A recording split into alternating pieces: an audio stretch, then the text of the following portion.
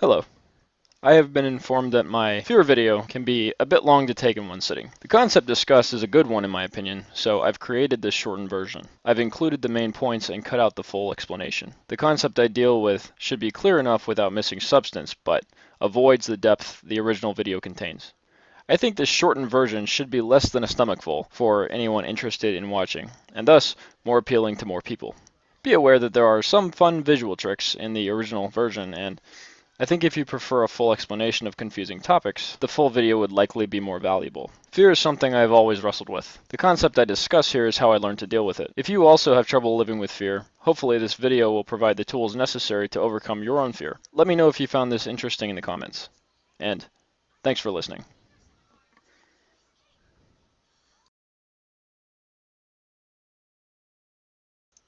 Hello. Have you ever been afraid? Have you ever experienced that gut-wrenching, blood-curdling terror one feels during a horror film? Being locked in an unfamiliar house, waking up in pitch-black darkness and not knowing where you are? Have you ever thought you saw eyes peering in through your bedroom window and hid under your sheets? Did your parents tell you about the monster that lives under your bed? Have you ever believed in and been afraid of hell? I want to tackle something we have all experienced: fear. What exactly is fear, anyway? I get the same feeling when I'm afraid. I get that same feeling when I see a dog growling at me. Hands are shaking, palms sweat, pulse quickens. It's the same sensation. But why is it that when I'm faced with an undead creature I know isn't creeping its way toward my helpless self, do I feel the same as if I was to present a speech to an audience? Again, an audience who wants me to be there and speak. It's confusing. I want to know what fear is. Like, what fear really is. I'm going to discuss my conclusions and, most importantly, how to deal with fear. The sensations we get when scared, the hyperventilation, sweaty palms, the shaking hands, the frantic urge to just get out of there, or what is called the sympathetic response, also called the fight or flight response. Our sympathetic nervous system is balanced by the parasympathetic nervous system. Essentially, the sympathetic revs us up, and the parasympathetic calms us down. That is what gives us the sensory overload, the cascade of panic. It's a biological response that revs us up anytime we feel threatened. It's the same response whether to an imagined threat, like a ghost, or a real threat, like an angry dog. These are two distinct subsets of threat, real and imagined. The fundamental question is, though, why is it that my fear cascade is just as active, if not more so, when I'm afraid of an imaginary threat? But these are real threats. Of course we have fear in these situations, right? Don't we? Do we really? Actually, I don't think we have fear in these situations. What? Of course we have fear in the face of these real threats. We feel our pulse quicken and panic. There's fear right there. Right? Well, again, no, I don't think so. See, we are having that sympathetic response to a threat. But can we say that every sympathetic response is actually fear? I'm going to argue that fear isn't what is happening when we feel that sympathetic response in all cases. Now, we come to imagined threats. What are imagined threats? Well, obviously they are our imaginations, of course. Just silly stories we all heard as kids. All done. Now, there's more to this than a passive no big deal. Yes, these are imagined threats, such as ghosts and monsters and someone throwing a tomato at me during a speech. But we know these are imagined. And we know that if a threat is imagined, it can't hurt me. There are no consequences. It's as if our assumptions are actually true to us, as real as if a gun was pointed at our skull.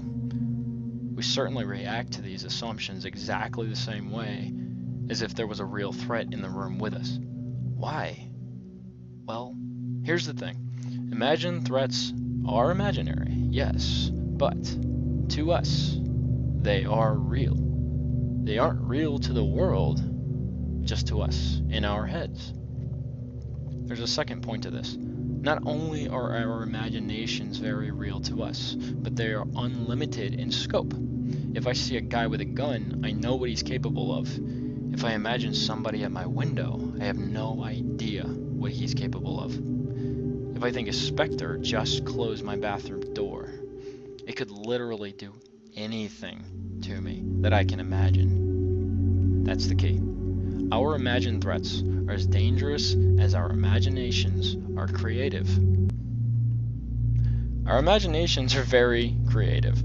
Our imagined threats are only as limited in capability as our imaginations are limited. Unlike real threats, imagined threats are impossible to defeat because they are incredibly limitless. We're always helpless in the face of an imagined threat. This is why I think we are more paralyzed by fear of our imaginations than by real-world threats that actually can kill us. Our awareness of anything cannot exceed our ability to imagine something. No, it is not our knowledge that limits our fear, but our imaginations. As infants, our imaginations are blank. As children, our imaginations are powerful. They fill in the gaps to our young, unaware minds. The dark harbors all kinds of anything we can conceive of. Are these children afraid of the dark itself? No. Are they afraid of a real demon or old child-eating woman? No. Are they truly haunted by killers hiding in the dark? No, to all of these. These children are afraid of their own imaginations. What can this teach us? Well, all adults are nothing but old children. We adults do exactly the same thing. We fear our own imaginations. But so what? Notice we fear our own imaginations. We don't get a gun to fight off the ghosts. We don't get a posse to track down the old woman in the woods. We don't automatically prepare for the killer in the dark room just because we fear one may be there. We turn on the damn light. See, we fear imagination. We respond either by fight or flight to real threats. If you see a guy with a gun in your house, would you hide under your covers and wait for him to disappear? Or would you grab your firearm and get your shots off before he does? If you were afraid someone was at your window, you may see it as a real threat, but if you honestly didn't believe a real human was standing there, you would live with that gnawing feeling of fear and lose another night's sleep. See the difference? We fear imagination. We respond to real threats. So, what is the real difference between a real versus an imagined threat? In a word, definition. Real threats are well defined in terms of physical reality. An intruder can hurt or kill you and nothing more.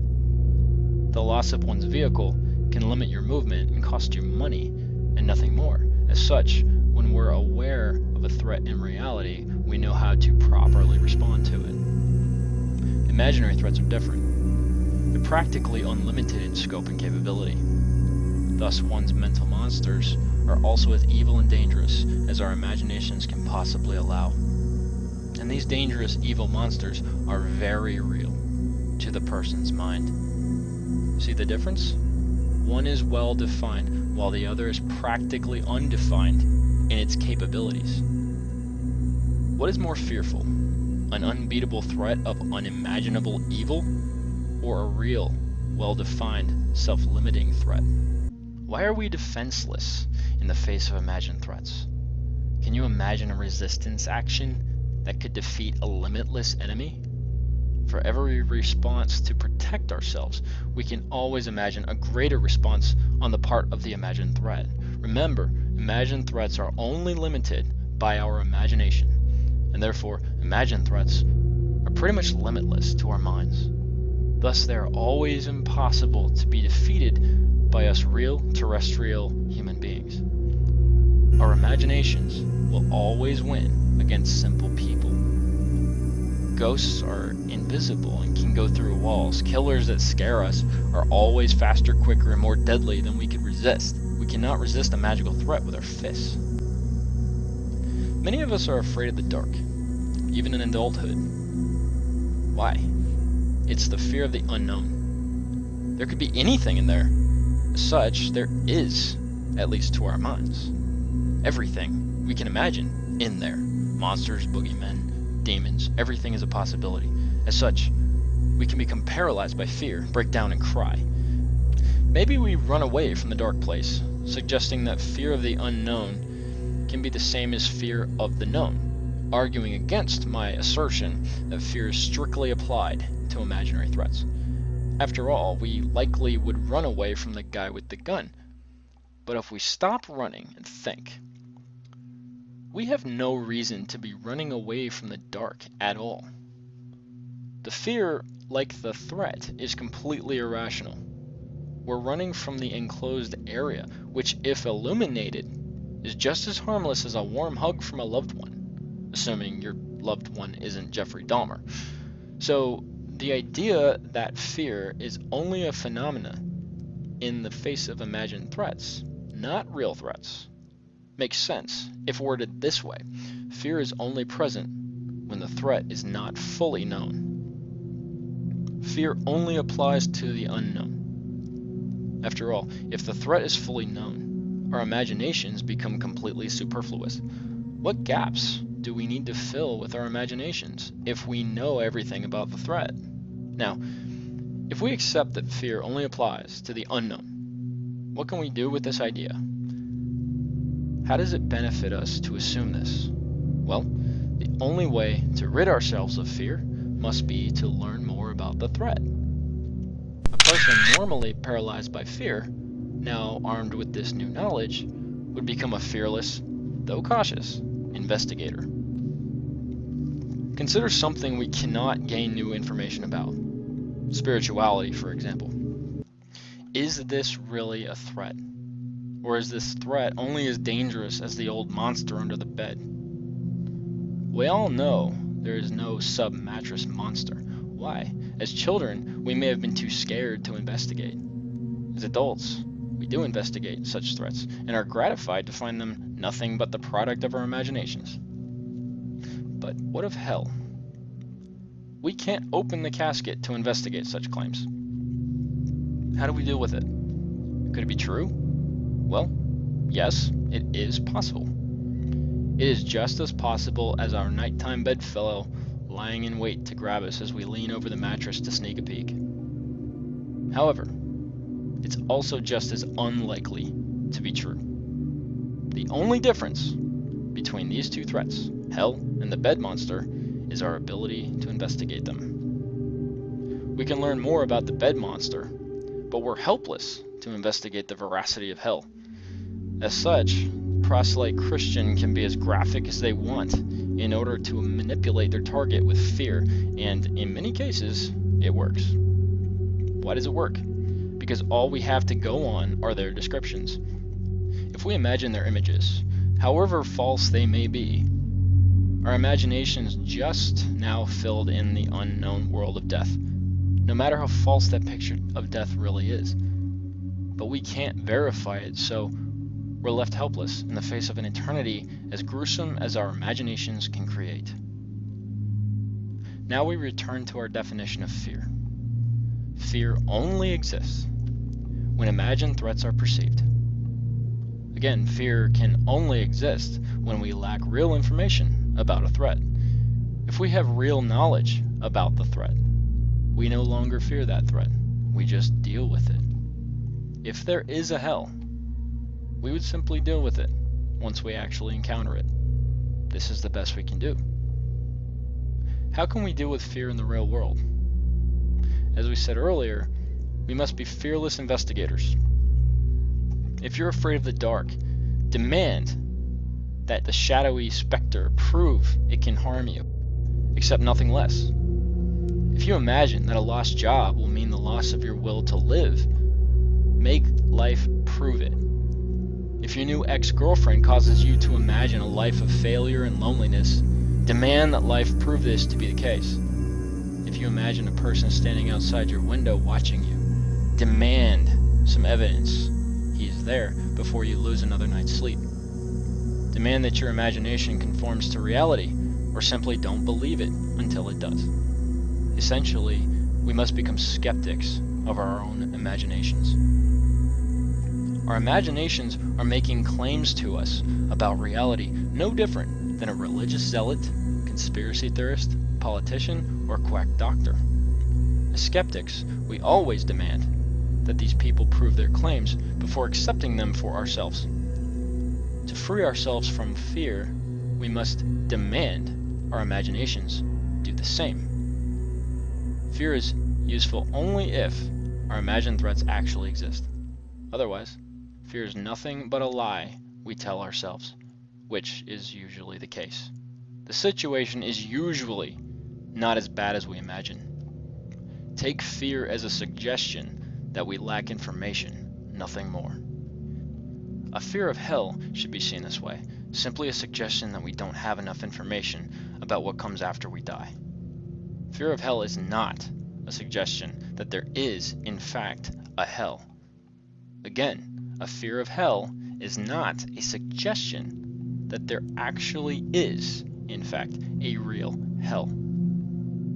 Fear should not cause us to act, only investigate. When the hairs on the back of your neck stand up and your hands shake, think, I must find out what is really going on. Eagerly investigate the claim your imagination is making. Remember, until the threat is real, it is literally harmless.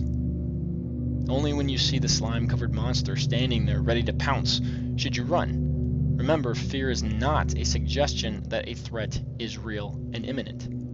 Fear is your first sign of ignorance. Learn more, and the fear will evaporate. See the imagined threat in the full light of day, and it suddenly doesn't look so scary. It's only when the threat is not well defined that we truly fear it. When it is well defined, we just deal with it. If learning more is not an option, such as an afterlife of eternal torment, you must decide that all fear-based threats are imaginary until proven otherwise. That is, imaginary and harmless. You must decide with steeled conviction that an undefined threat is no threat at all. This is the best we can do.